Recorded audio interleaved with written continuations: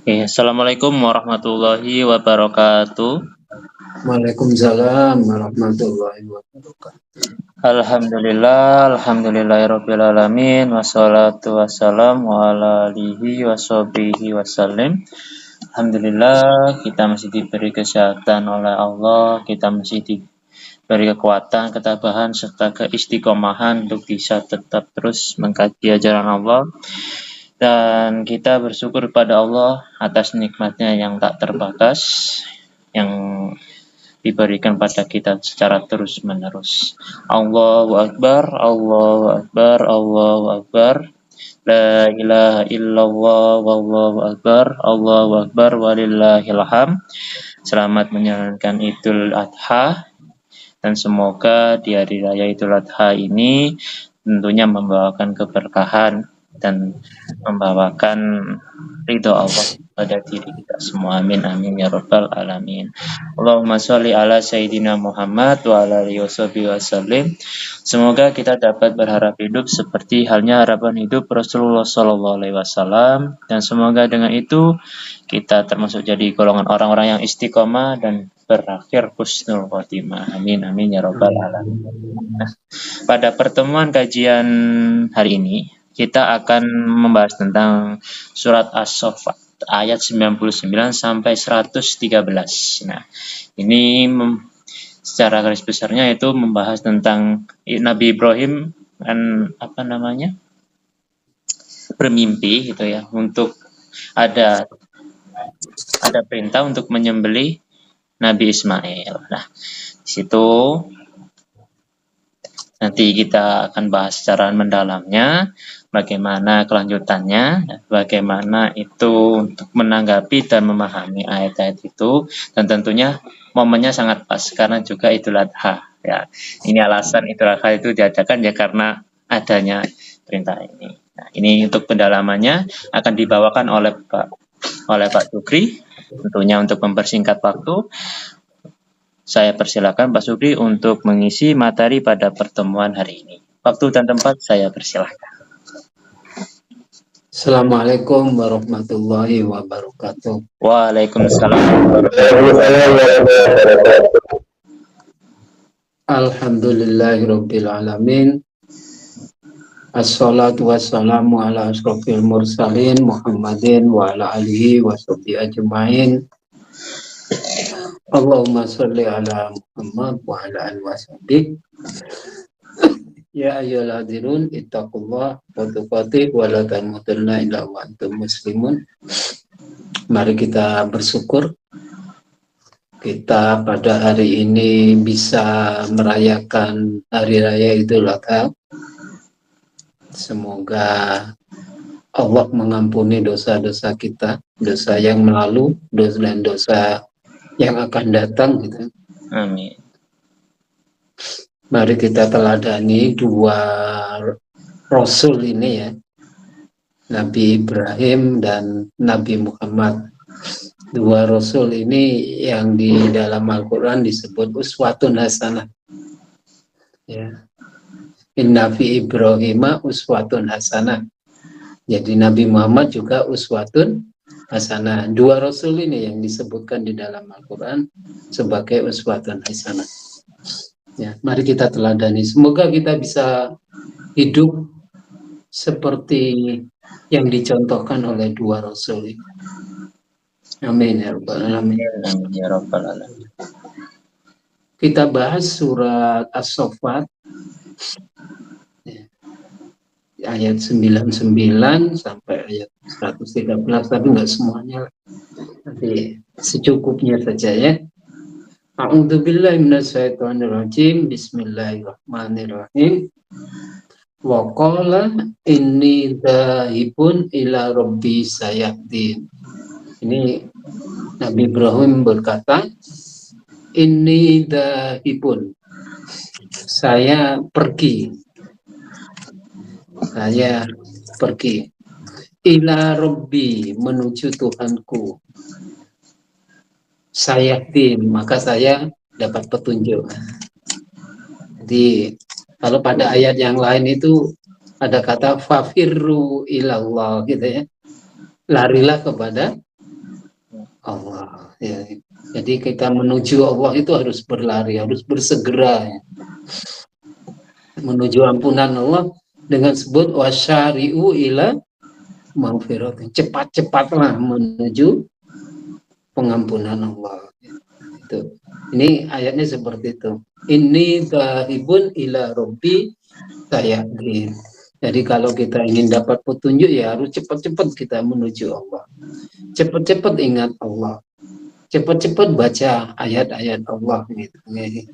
Supaya sayadin, hingga kita dapat petunjuk Allah. Gitu ya. Kemudian ayat selanjutnya 100, Rabbi habli minas sholihin. Ya Allah, habli, anugerahkan kepadaku minas sholihin, anak-anak yang soleh. Anak-anak yang soleh. Ini makanya kalau kita mohon kepada Allah itu supaya kita diberi anak-anak yang soleh ya. Jangan minta ya Allah anak saya supaya jadi dokter ya. Tapi kudune ya diterusno ya Allah anak saya kepingin jadi dokter yang soleh ya. Kata solehnya harus diteruskan. Ya Allah umpamanya kita kepingin istri yang soleha ya jangan terus ya Allah aku kepingin istri yang soleha. Yang solehanya itu penting. Jangan meminta ya Allah saya kepingin istri yang cantik Anda. Ya tidak apa-apa. Kalau memang begitu tidak apa-apa. Tapi harus diteruskan. Ya Allah saya kepingin istri yang cantik, yang soleh. Kata solehnya harus diteruskan. Ya. Kalau nggak begitu nanti oleh ayu netok bahaya. Tidak soleh. Enggaknya ya. Rabbi habli minas sholihin. Pemahamannya kayak begitu ya. Umpamanya kita kepingin jadi apapun ya Allah saya kepingin jadi anak saya kepingin jadi ini yang soleh. Kata soleh itu sebenarnya profesional, artinya yang bekerja menjadi apapun tapi sesuai dengan berlaku sesuai dengan aturan Allah, tidak melanggar aturan Allah. Nah, itu.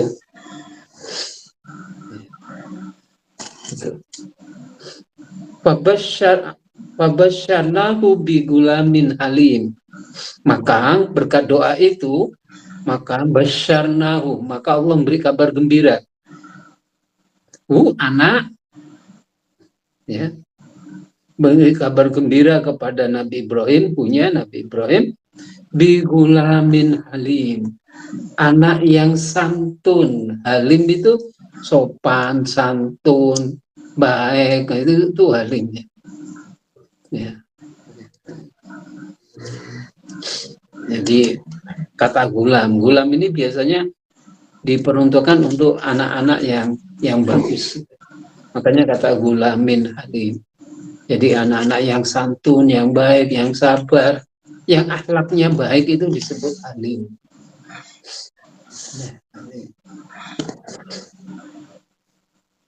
Siapa bigulamin halim ini? Ada dua berbeda pendapat ya di antara ahli tafsir dan beberapa para ilmuwan itu.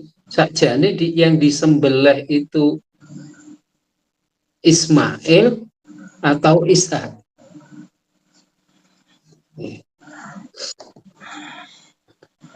Itu para ulama beda pendapat. Ada yang mengatakan bahwa yang disembelih itu Ishak.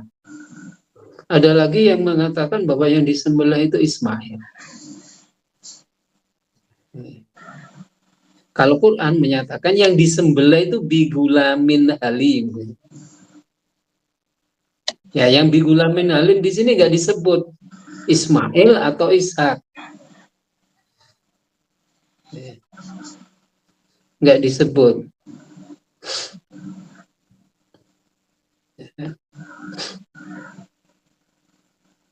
Namun kalau kita lihat nanti pada ayat 113 Allah juga memberi kabar itu. Sama ayat 113 itu, Fabasyarnahu, saya beri kabar kepada Nabi Ibrahim, kami beri kabar kepada Nabi Ibrahim, bi ishaqo nabiyan minas solihin. Nah, kalau ini disebut, nama Ishaknya disebut.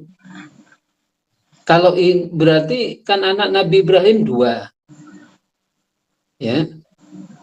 Kalau dari Sayyidati Hajar itu Nabi Ismail, kalau dari Sayyidati Sarah itu melahirkan Nabi Isa. Yang ini yang disebut. Berarti yang bigulamin halim di sini adalah Ismail, bukan Ishak. Ya, bukan Ishak, Ismail. Ya.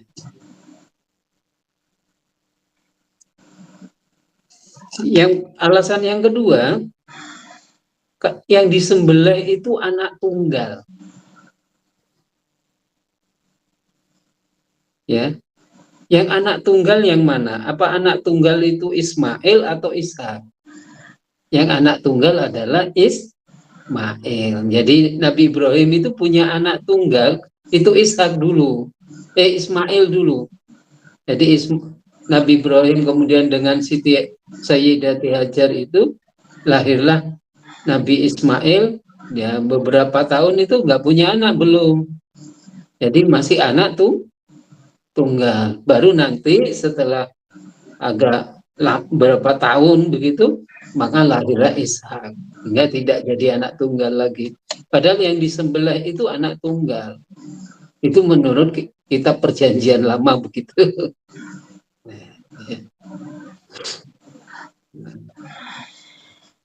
Jadi yang disembelih itu adalah Ismail yang disebut bigulamin halim.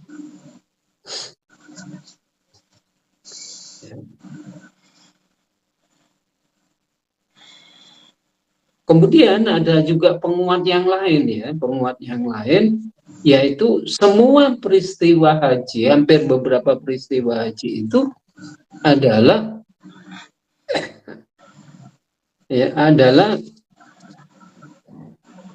peristiwa Nabi Ismail dan Siti Hajar. Berarti yang disembelih itu adalah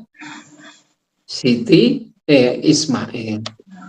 Jadi kejadiannya semua itu terjadi di Mekah, bukan di Palestina. Jadi Nabi Ibrahim menyembelih Ismail itu semua kejadiannya di Mekah, bukan di Palestina. Sedangkan Ishak itu ada di Palestina. Maka yang disembelih itu adalah Ismail. Nah ini jadi semua umpamanya munculnya peristiwa munculnya air Zam-Zam itu berkaitannya dengan Ismail. Peristiwa Sa'i kaitannya dengan Hajar.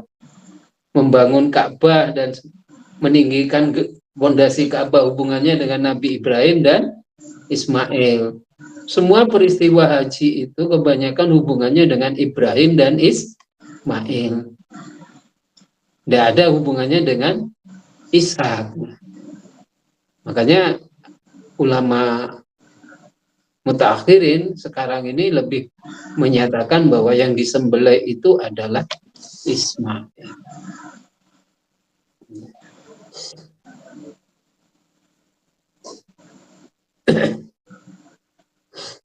Kita lanjutkan ayatnya.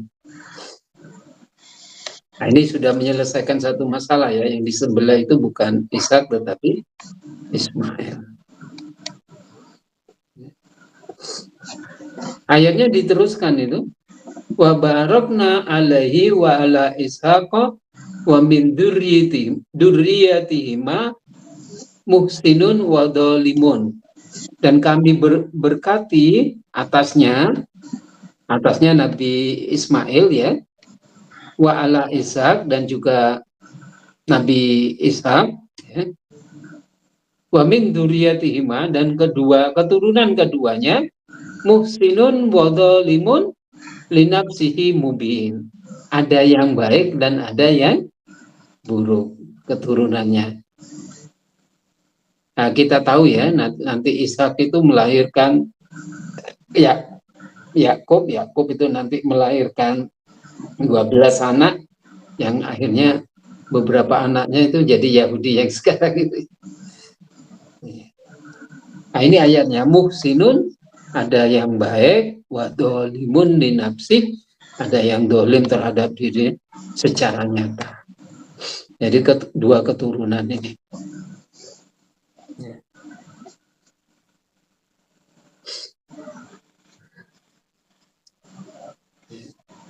Itu jawaban dari pertentangan siapa yang disembelih. Ayat kita teruskan ayatnya. Walamma balagha ma'ahu sya'ya, setelah Nabi Ismail itu mencapai usia balik, ya, sa'ya itu Quran itu selalu tidak memakai istilah yang umum. Bukan mengatakan setelah, ayatnya tidak ngomong setelah Nabi Ismail sampai umur 13, nggak gitu. Hanya secara global aja. Sa'ya itu artinya anak remaja yang sudah balik. Ada yang mengatakan 13 tahun, ada yang mengatakan 9 tahun. Artinya sudah paham, sudah ngerti, sudah bisa membantu ayah ibunya bekerja. Jadi Nabi Ismail sudah membantu Nabi Ibrahim untuk membangun Ka'bah itu. Sudah itu. Qala ya bunayya, wahai anakku tersayang, ini arau fil manam, aku melihat di dalam mimpiku. Jadi perintah menyembelih itu bukan datang dari malaikat, tetapi dari mimpi. Ya. Jadi wahyunya menyembelih itu dari mimpi, bukan dari malaikat datang terus memerintahkan disembelih, nggak begitu, dari mimpi. Pada tanggal 8 Dzulhijjah, Nabi Ibrahim itu mimpi menyembelih Ismail. Makanya disebut Yaumun Tarwiyah, hari Tarwiyah. Tarwiyah itu dari kata ro'yun, berpikir, merenung. Ya. Lu aku kok mimpiku merenung. Masih perlu penguatan. Ya. Masih berpikir-pikir apakah ini perintah Allah atau bukan. Masih begitu. Makanya disebut hari Tarwiyah. Ya. Apa sih bedanya? Salah satu bedanya antara seorang Rasul dan seorang Nabi itu, kalau dilihat dari segi mimpi ini, ada bedanya. Ya. Kalau Rasul mimpi itu dalam keadaan sadar.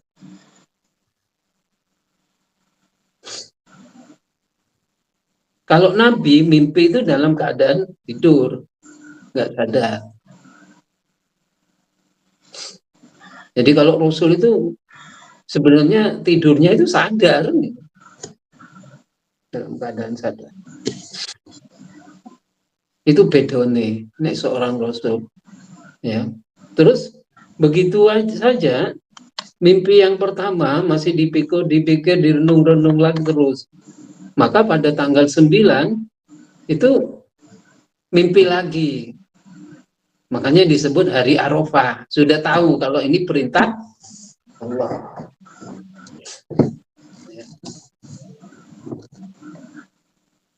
Sudah yakin ini perintah Allah. Arafah itu artinya tahu sudah. Kemudian diteruskan lagi mimpi hari ketiga. Makanya disebut hari Nahar. Hari penyembelihan, sudah tiba penyembelihannya. Nah, ini bisa kita simpulkan bahwa kalau kita mimpi, terus mimpi pisan, terus langsung yakin. Nah itu Nabi Ibrahim itu harus 3 kali. Ya. Berulang-ulang ya. Karena mimpi ini, apalagi kita ya, mimpi kita ini tidak sadar banyak diganggu yang lain-lain, atau karena pikirannya ngelamun atau mimpinya nggak jelas kadang-kadang. Nabi Ibrahim itu harus 3 kali untuk. Nah ini kadang-kadang kan ada juga orang katanya dalam hadis itu kan dikatakan bahwa kalau kita bermimpi ketemu Rasulullah itu pasti ketemu Rasulullah. Oh jangan begitu dulu. Iya, kalau memang mimpinya ketemu Rasulullah, memang ketemu Rasulullah, tapi harus tahu mimpi ketemu Rasulullah, harus tahu ciri-ciri khasnya. Mimpi wong cubahan disangka Rasulullah padahal itu gitu. Makanya kalau mimpi ketemu Rasulullah ditanyakan kepada ahlinya, ini Rasulullah atau bukan? Karena harus dicocokkan dengan hadis-hadis Nabi, rupa Rasulullah itu kayak apa. Ketemu Rasulullah umpamanya ya, itu mesti ditanyakan wajahnya kayak apa, anunya kayak apa, karakter gerakannya kayak apa gitu. Kalau memang persis yang diterangkan di hadis berarti betul-betul Rasulullah. Dan itu pun tidak boleh diceritakan kepada orang lain, harus diceritakan kepada yang ahlinya. Ya. Engkau kadang-kadang wong sombong, aku pernah mimpi ketemu Rasulullah, nggak kepingin populer. Saya itu punya murid, jadi ini guru ini sak bendino ketemu Rasulullah. Loh, sak bendino ketemu Rasulullah itu ya apa? Ya, ngarang berarti. Mimpi sekali aja begitu ketemu. Tapi juga jangan, bukan berarti kalau kita mimpi ketemu Rasulullah terus kita jaminan masuk surga, ya enggak juga, enggak ada jaminan untuk. Jadi kadang-kadang ini dibuat kebanggaan. Ya. Nah ini, jadi ini arafil manam. Wahyunya disampaikan dalam waktu kita melalui mimpi, bukan melalui malaikat. Ya. Ani adbahuka, aku menyembelih kamu. Ya, aku menyembelih kamu. Ini kayaknya, bayangkan Allah memerintahkan menyembelih anak gitu. Ini kan kelihatannya kejam gitu ya. Ini kejam. Kenapa Allah memerintahkan Ibrahim untuk menyembelih anaknya? Itu ada 3 teori kalau nggak salah, minimal 3 teori. Ya. Yang pertama itu karena ucapan Nabi Ibrahim sendiri, hanya menjadi nadar Nabi Ibrahim. Pada waktu Nabi Ibrahim masih belum punya anak, Nabi Ibrahim ini terkenal dermawan, ya, punya kambing banyak. Terus diuji oleh malaikat. Malaikat datang. Malaikat menyangkal kepada kalau Nabi Ibrahim itu orang yang sangat dermawan. Akhirnya diuji, malaikat menguji Nabi Ibrahim. Ya Ibrahim, aku minta kambingmu itu yang kamu pelihara. Oh iya, nggak apa-apa. Kalau kamu baca tasbih sekali, baca tasbih, saya akan 1/3 kambing itu saya berikan. Maka malaikat membaca tasbih, kemudian 1/3 kambing ternaknya diberikan. Kata Ibrahim lagi, kalau kamu baca tasbih lagi, 1/3 lagi saya berikan. Malaikat baca lagi tasbih, 1/3-nya diberikan, sehingga 2/3 itu diberikan semua. Kata Ibrahim, kalau kamu baca tasbih sekali lagi, semua saya berikan. Maka malaikat itu akhirnya, kalau saya baca lagi, kemudian ya jupun kabeh dari Nabi Ibrahim. Maka ternyata terbukti bahwa Nabi Ibrahim sangat dermawan. Bahkan keadaan Nabi Ibrahim pada waktu masih belum, andai kata saya punya anak, kalau disuruh disembelih akan saya sembelih. Nah, perkataan ini Nabi Ibrahim sudah lupa. Begitu punya anak Ismail, suruh disembelih. Nah, itu. Ini sebagai nadarnya. Ya. Ya. Ujian bagi Nabi Ibrahim kan, untuk memenuhi nadarnya. Itu teori yang pertama. Teori yang kedua, Nabi Ibrahim ini terkenal sangat sayang kepada hambanya, kepada manusia sangat sayang. Akhirnya Allah memi'rajkan Nabi Ibrahim. Di atas dimi'rajkan, kemudian Allah cerita, itu loh hambaku itu ngombe-ngombe, merusak. Ya nek ngono iku wis gak pantas dadi hambamu, ya Allah, musnahkan aja, kata Nabi Ibrahim. Maka Allah turuti, dimusnahkan itu. Terbang lagi. Nah Allah cerita, itu loh hambaku itu ngombe-ngombe tok. Wah itu gak pantas wis oleh nikmat oleh kamu, rezekimu musnahkan aja, dimusnahkan. Maka setelah Nabi Ibrahim kembali ke bumi, kemudian Nabi Ibrahim diperintah untuk menyembelih anaknya. Kata Nabi Ibrahim, iku anakku ya Allah. Lu sampean tak mikrotnya jarine sampean iku hambaku sing nakal iku suruh sampean musnahkan, wis tak turuti, aku gak maan, pokoknya sak karepmu wis tak turuti kabeh. Bareng karepku kon bela anake terus kon gak karep turuti. Jadi kata Ibrahim. Akhirnya oh iya ya, akhirnya ya. Itu teori yang kedua.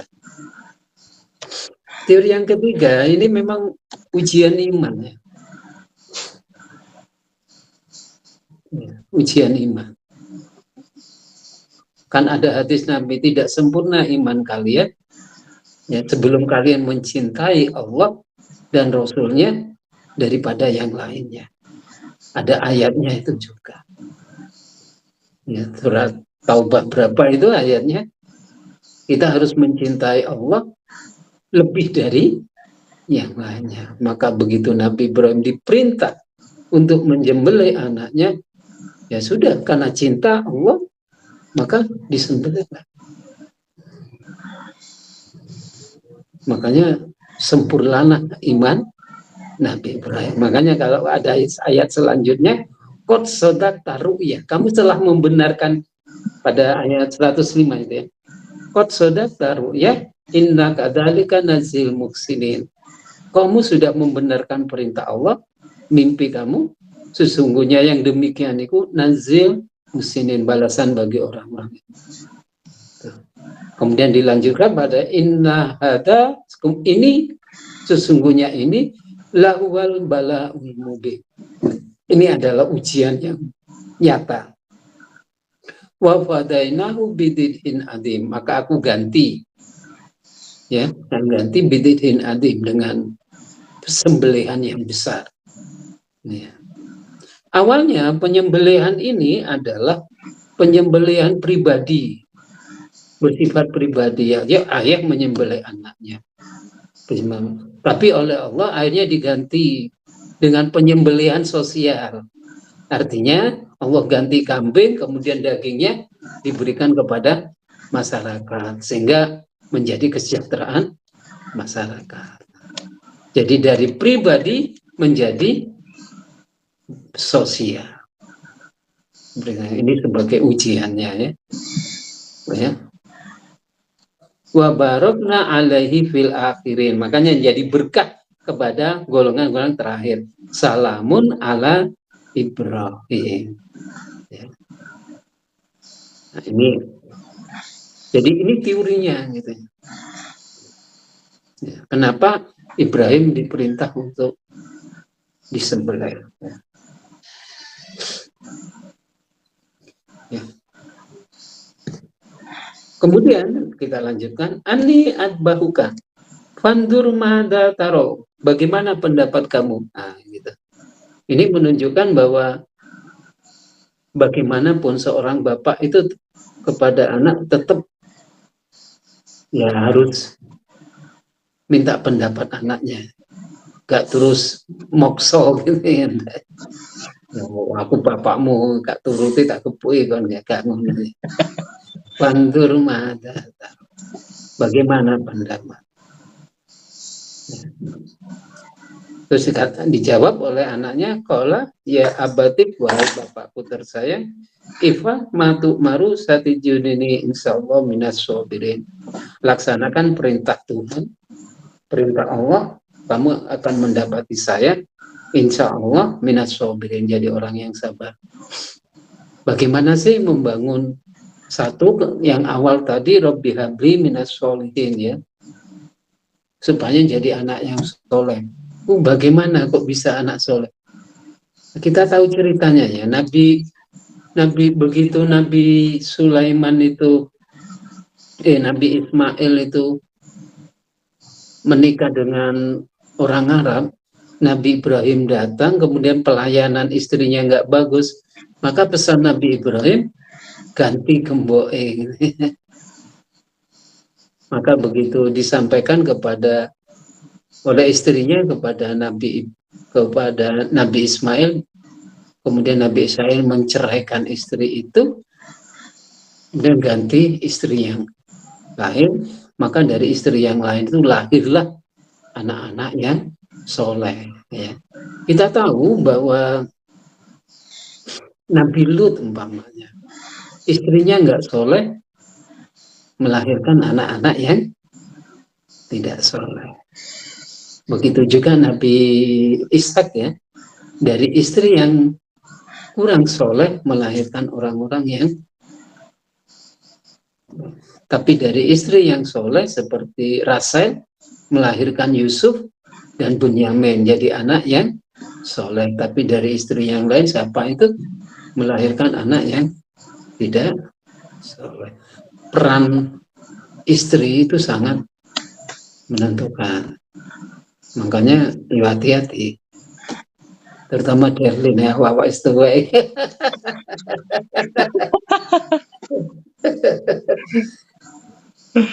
Nah, aku bebas berarti wes sudah lalu. Ya, ini. Jadi kalau biasanya kecerdasan anak menurut pada bapaknya, tapi kesantunan kami itu menurut pada ibunya, ya. Karena ibunya yang banyak waktu bersama dia. Ya, ini kenapa Nabi Ibrahim, Nabi Ismail melahirkan di samping Rabbi habli minas solihin, ya memang Siti Hajar adalah wanita yang soleh, Sarah juga wanita yang soleh, maka melahirkan dua anak yang soleh. Nah, inilah mungkin yang dapat saya sampaikan. Semoga ini bermanfaat bagi kita semua. Mari kita teladani Nabi Ibrahim dan Nabi Muhammad SAW. Dua nabi ini karakternya sama, ya, sabar, karakternya sama. Makanya kalau pada tahiyat akhir itu Allahumma sholli ala Muhammad wa ala ali Muhammad kama shollaita ala Ibrahim wa ala ali Ibrahim. Dalam menghadapi umatnya sama. Ya. Nabi dalam ayat Al-Quran digantikan apa itu? Mayatabi ini kata Nabi Ibrahim, kalau umatku patuh kepadaku, maka dia menjadi umatku. Kalau dia menentang aku, sesungguhnya kamu maha pengampun ya Allah. Gitu. Jadi masih diharapkan. Nabi Muhammad begitu dilempari batu, umat itu mau dikepui, malaikat menawarkan untuk dihancurkan lewat gunung pada tapi jangan, mungkin karena dia tidak tahu, dan mungkin anak-anaknya jadi anak-anak yang soleh. Kita tahu beberapa Nabi Muhammad itu seperti musuh-musuhnya itu dimaafkan, hanya menjadi pengikutnya. Seperti Ikrimah anak Abu Jahal itu akhirnya menjadi anak yang soleh. Khalid bin Walid musuhnya jadi panglima perang yang hebat, yang membunuh pamannya itu. Ya enggak hanya minta maaf, dimaafkan, kemudian jadi Islam yang baik. Nah ini Nabi Ibrahim juga begitu, ya, karakternya begitu. Gak kaya engko benci wong terus dungane elek, gak ngono kudune ya. Wah iku gak padha mbek aku iku. Didik-didik terus kafir, bid'ah ngono, gak ngono. Ya, didik-didik kafir, gak padha mbek aku iku. Ya, iku. Jadi menuduh kafir, kok gampang mengkafirkan orang, padahal kita itu berusaha orang kafir supaya diislamkan. Tim Islam kok Dikafirkan. nah, ini kan bertentangan ya, bertentangan dengan tujuan. Ya, bertentangan. Jadi apa syirik belum tentu ya. Nanti jangan-jangan nanti kalau tidak benar kita menuduh orang kafir, nggak benar, kembalinya ke kita sendiri. Inilah kurang lebihnya kalau kita meneladani hikmah kita membaca surat As-Saffat ini ya. Semoga bermanfaat bagi kita. Ya. Assalamualaikum warahmatullahi wabarakatuh. Waalaikumsalam warahmatullahi wabarakatuh. Pak Syukri atas penyampaian pada tema pertemuan hari ini ya. Jadi itu tadi bahas bahwasanya pertama kalau kita menuju ke Allah itu nggak bisa lari, jangan. Kemudian setelah itu ada beberapa perbedaan siapa yang disembelih antara Ishak dan Ismail. Tadi sudah dijelaskan bahwasanya memang banyak yang buktikan bahwasanya itu adalah Nabi Ismail. Dan lalu beberapa hal tentang kenapa wahyu itu lewat mimpi itu diwahyukan pada Nabi Ibrahim. Sempat ada beberapa teori tadi, 3 teori ya, yang dimana jarang yang kita ketahui ternyata alasannya ada gitu. Allah menurunkan hal itu ada alasannya. Kenapa seperti itu? Ternyata ada teorinya juga. Sehingga iya ternyata nggak tahu-tahu moro-moro kan lu kok kejem banget lihat ayatnya nggak gitu. Soalnya memang kalau lihat ayatnya, urutan ayatnya itu kan awalnya kan masalah tentang berhala, langsung tahu-tahu minta anak, kemudian memang dikabulkan, dapat anak yang soleh, kemudian buat disembelih. Ceritanya secara urutan ayat gitu, tapi kalau nggak dipahami secara mendalam dengan teori-teori yang lain dan sejarah-sejarah yang ada ya pastinya ya lulu begitu. Jadi makanya perlu ada luasnya pemahaman dari hal-hal yang lain untuk bisa memahami ayat-ayatnya. Kemudian setelah itu beberapa hikmah yang kita dapat sehingga kita sampai sekarang Idul Adha ya bisa kita lakukan sampai sekarang. Hal itu menjadikan budaya yang membumi sampai sekarang. Dan kemudian ada beberapa hal yang dimana memang karakteristiknya Nabi Ibrahim itu serupa ya, sama dengan Rasulullah SAW, Nabi Muhammad tentunya, sehingga kita meneladani beliau ya, itu bagus dalam artian memang dengan karakteristiknya itu sangat bagus sekali dalam ketika ada musuh ya, namanya di Taif itu kan, sehingga orang-orang yang memusuhi itu banyak yang dimaafkan. Bernya cerita. Meskipun sekarang itu agaknya kalau melakukan hal itu gawat. Agak susah juga kalau nggak dilatih, tapi memang hal itu sangat berpengaruh. Saya juga ini tentang mimpi. Tentang mimpi itu ada juga membahas gitu ya. Yang dibahas di buku judulnya itu Dunia. Dia membahas itu, di situ diartikan ketika orang tidur dan orang mati itu berbeda. Berbeda dalam artian ada kesenjangan di situ. Di situ dia membahas tentang pengalaman setelah mati katanya. Pengalaman setelah mati. Sehingga mimpi seseorang, dia itu bisa sadar saat mimpi itu bisa dilatih ternyata. Ada pelatihannya yang pada saat itu dicontohkan ada sebuah organisasi rahasia tersembunyi yang dimana itu membahas hal itu, dibeberkan di buku itu. Nah, di situ pembangunan spiritual mereka sehingga bisa mendapatkan titik yang dimana ketika tidur, sehingga orang itu tidur ketika mimpi. Mimpi itu memang dia bisa tetap sadar.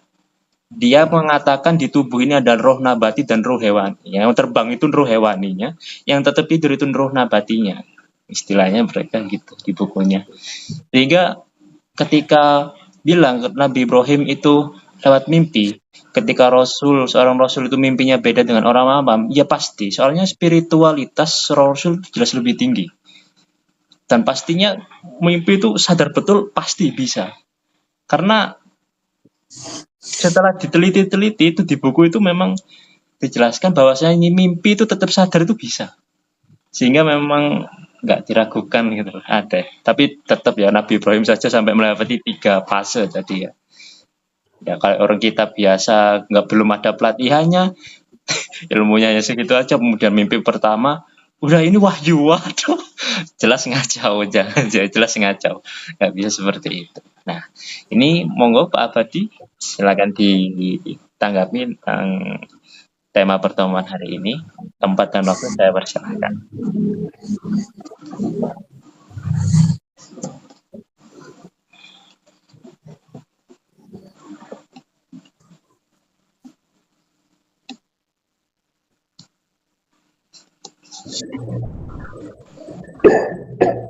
Assalamualaikum warahmatullahi wabarakatuh. Waalaikumsalam warahmatullahi wabarakatuh. Bismillahirrahmanirrahim. Tema pada malam hari adalah membedah. Yang dibedah itu adalah surat As-Saffat ayat 99 sampai 113. Kalau dilihat sini bukan sekedar rangkaian kisah Nabi Ibrahim alaihissalam, melainkan potret mendalam tentang iman radikal, yaitu sebuah ketundukan absolut kepada Allah SWT, serta warisan profetik yang dimana harus mengakar hingga ke generasi Nabi Ishak dan Nabi Yakub. Nah, dalam membedah ayat ini kalau kita lihat berarti kan kita harus menggali fondasi tauhid, di mana bisa menggerakkan, di mana fondasi tauhid ini yang menggerakkan Nabi Ibrahim untuk meninggalkan kampung halamannya, yaitu inni muhajirun ila rabbi, dan menempatkan anak yang dicintainya dalam skenario pengorbanan ilahiyah, yaitu pengorbanan ilahiyah yang ada. Nah, ini adalah kisah yang menantang nalar manusia. Namun justru disitulah letak kemuliaan iman untuk meski tak sepenuhnya paham. Dan kalau kita lihat ayat-ayat saat ini itu juga membawa kita menyusuri garis kenabian, suatu garis kenabian yang kokoh dan penuh berkah dari Nabi Ibrahim, dari Nabi Ismail hingga Ishak dan Yakub. Ini menunjukkan bahwa perjuangan membangun umat itu tak pernah berhenti pada satu generasi ke generasi yang lain. Jadi ada kesinambungan dakwah dan estafet nilai ilahi. Nah, kalau dilihat dengan demikian, tema yang di atas tadi itu adalah sangat relevan, bukan hanya sebagai kajian tafsir tematik, tetapi juga sebagai refleksi eksistensial. Apakah kita dalam hal ini siap beriman dan berkorban seperti Nabi kita, Nabi Ibrahim? Dan apakah generasi setelah kita ini akan sanggup melanjutkan perjuangan sebagaimana generasi para Nabi, dari Nabi Ibrahim ke Nabi Ismail, Nabi Isa, Nabi Yakub? Maka kalau kita bedah ayat ini bukan sekedar upaya ilmiah, tetapi kalau kita lihat adalah sebuah panggilan jiwa untuk apa? Untuk menyelami nilai-nilai ketauhidan, pengorbanan dan keberlanjutan dakwah dalam kehidupan yang nyata umat Islam pada saat ini. Kalau kita lihat di dalam seperti apa yang ditanyakan antaranya perbedaan pendapat antara Nabi Ishak atau Nabi Ismail yang dikurbankan itu, kalau kita lihat dalam surat As-Saffat 102-nya itu kan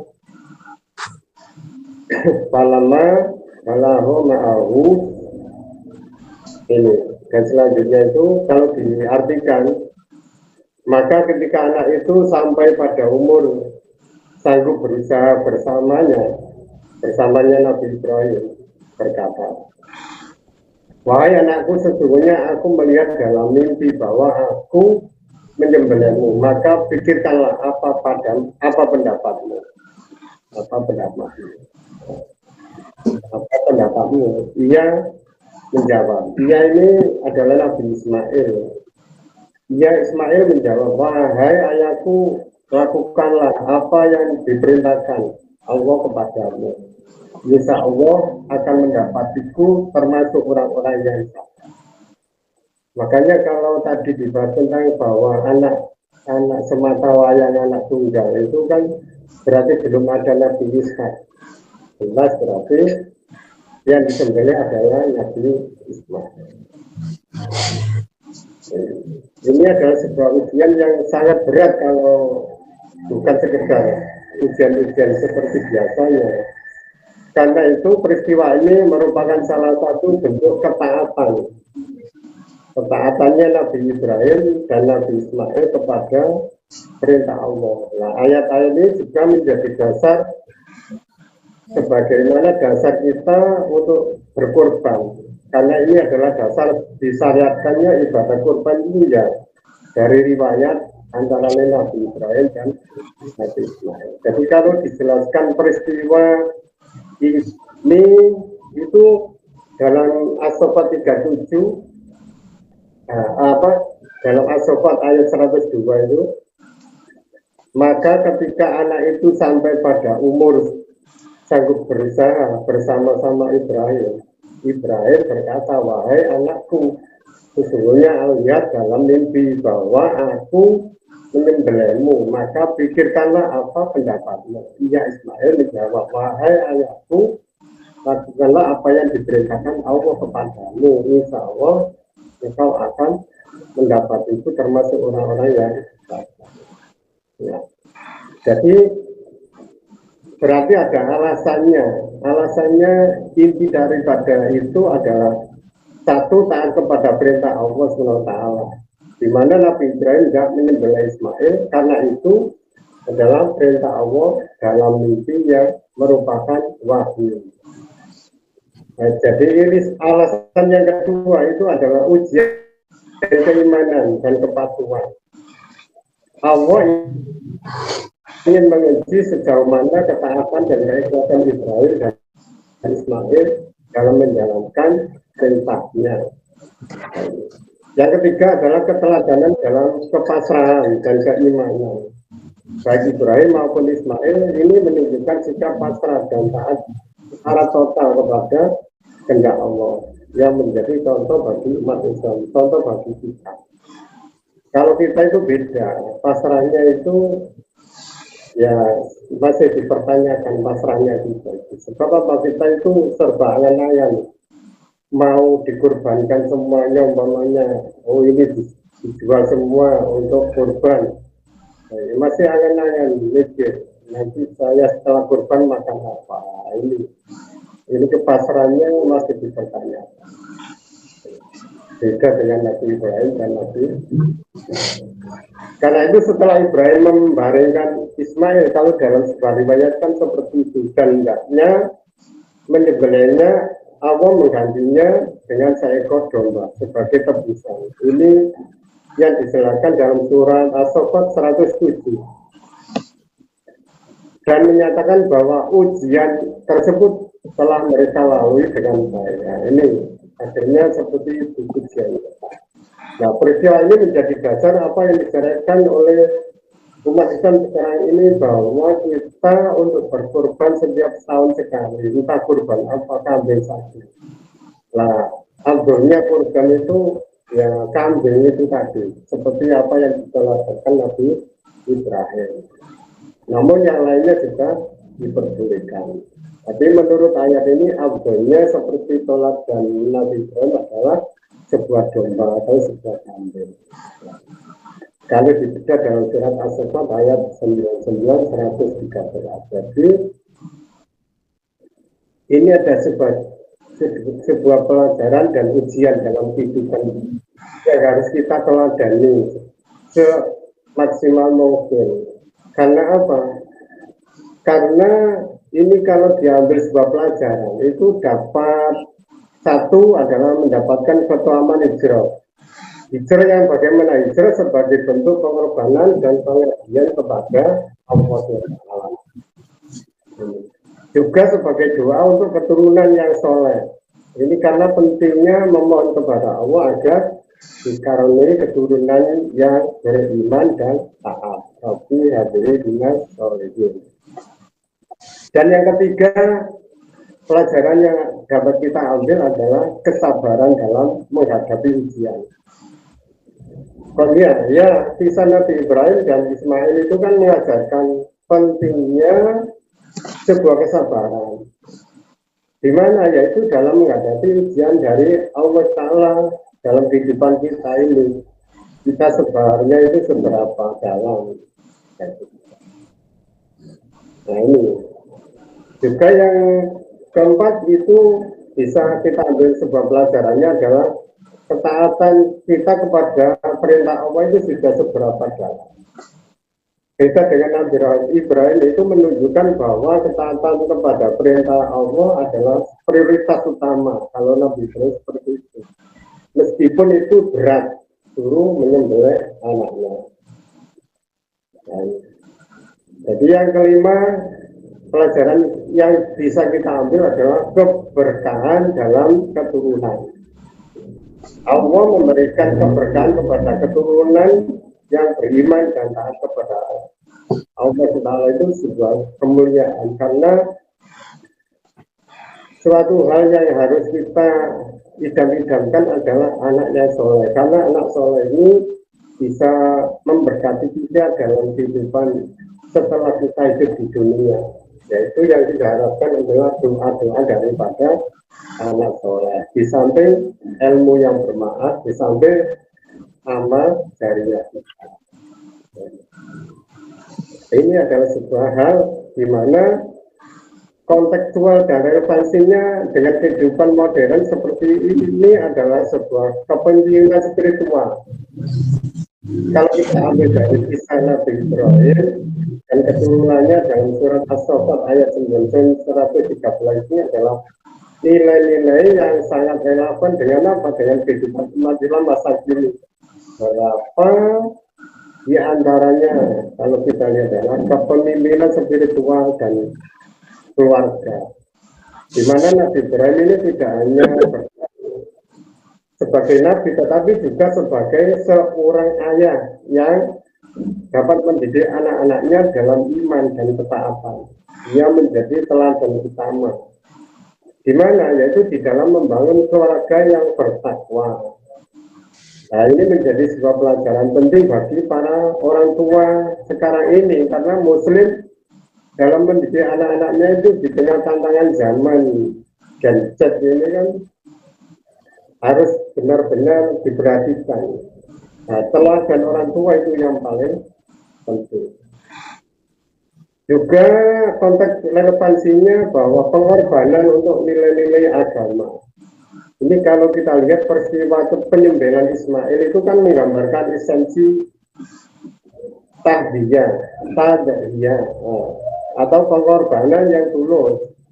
Demi apa? Yaitu demi menaati sebuah perintah dari Allah. Di mana kalau di era modern ini kan pengorbanan ini bisa diwujudkan dalam apa? Yaitu bentuk meninggalkan kemaksiatan.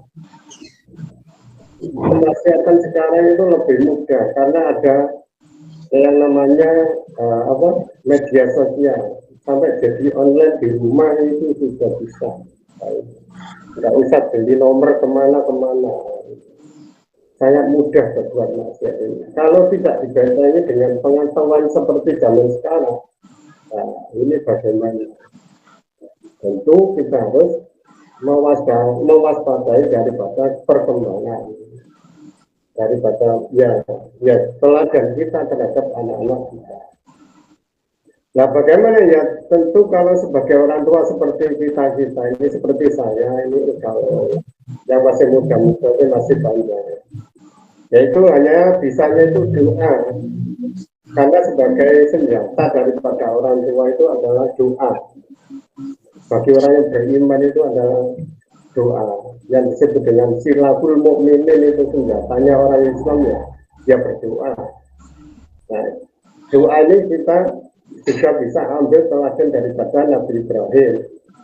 Untuk apa? Menjadi bukti bahwa ikhtiar spiritual harus senantiasa menyertai setiap langkah dalam kehidupan seorang muslim. Apalagi di tengah dunia yang serba instan seperti sekarang ini. Kopi instan, teh instan, mie instan, semuanya serba instan. Yang kita inginkan langsung datang. Ya, kita beli instan langsung. Apa keinginan kita? Bakso langsung datang. Ini semuanya serba instan. Tinggal duduk sudah semuanya yang kita inginkan datang.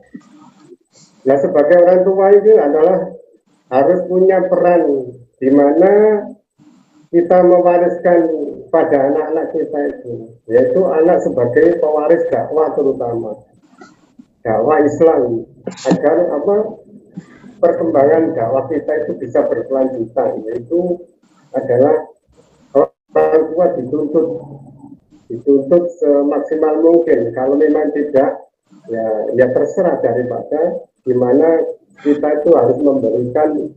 Ya tidak boleh memaksakan, harus memberikan sebuah kebebasan. Tapi yang kita harapkan adalah peran anak itu sebagai pewaris dakwah itu bisa terlaksana. Ya tentu ya dari orang tua, dari kita ini. Tapi itu biasanya pembawaan atau bakat seorang anak. Tapi dakwah kan bukan berarti harus ceramah. Bisa dakwah dengan bisa dakwah dengan perbuatan dan sebagainya. Beda dengan Nabi Ismail dan Ishak, langsung bisa menjadi nabi. Bukan hanya anak biologis, tapi juga pewaris nilai dan perjuangan. Kalau Nabi Ishak dan Nabi Ismail. Jadi perlu harus kita hati-hati tentang hal ini dalam membedah. Yang jelas dalam surat As-Saffat 99 sampai 113 itu adalah sebuah pelajaran bagi kita dalam meneladani Nabi Ibrahim dan Nabi Ismail di dalam seberapa dalam keimanannya, kepatuhannya kepada Allah. Jadi kalau kita garis bawahi surat As-Saffat ayat 93 ini bukan hanya narasi sejarah kenabian, melainkan peta spiritual umat Islam dalam menapaki jalan keimanannya. Nah, seperti kisah Nabi Ibrahim dan keturunannya itu kan mengajarkan tentang pertama itu adalah keteguhan dalam tauhid dan perjuangan dakwah. Selanjutnya adalah kekuatan doa dan sabar dalam menanti janji Allah. Juga kesiapan untuk berkorban demi nilai-nilai ilahiyah. Juga mendidik keluarga yang berlandaskan iman. Makanya sering dikatakan dari sebuah Quran itu adalah ku angkusaku wa alikum naro, kita yang paling berperan itu, bukan orang lain, agar diri kita dan keluarga kita itu terbebas dari api neraka. Sekian kurang lebihnya tanggapan kami. Kurang lebihnya saya mohon maaf. Assalamualaikum warahmatullahi wabarakatuh. Waalaikumsalam warahmatullahi wabarakatuh. Terima kasih Pak Badi atas tanggapan pada tema pertemuan hari ini. Jadi itu tadi sudah dirangkumkan oleh Pak Badi apa hikmah-hikmahnya dari pelajaran yang bisa kita ambil di surat As-Saffat ayat 99 sampai 113 itu tadi. Pertama tentunya keteguhan tauhid, kemudian perjuangan di dakwah itu, kesabaran menanti, dan lalu berkorban gitu ya. Sampai bagaimana dikatakan itu tadi berkorban bisa tadi bisa menyembelih itu ya maksiat-maksiatnya itu juga sembelih juga gitu. Keburukan sembelih juga sampai bisa untuk bisa membersihkan dirinya. Selain untuk berkorban yaitu berkorban di Idul Adha. Dan kemudian pembimbingan di sebuah keluarga untuk jadi keluarga yang beriman.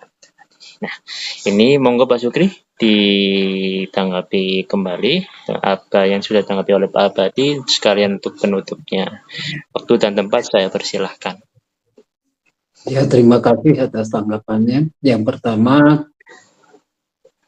Nabi Ibrahim ini bapak tauhid ya, bapak monoteisme istilahnya. Artinya nabi yang banyak, rasul yang banyak melahirkan nabi-nabi. Yang jadi terkenal dengan bapak monoteisme.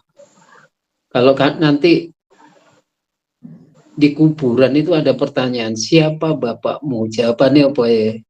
Nabi Ibrahim. Nabi Ibrahim. Ini yang jarang diketahui ya. Itu bapak tauhid istilahnya. Kalau bapak biologis mungkin Nabi Adam ya. Kalau Rasul itu lebih kepada uswatun hasanah. Ya, itu yang pertama.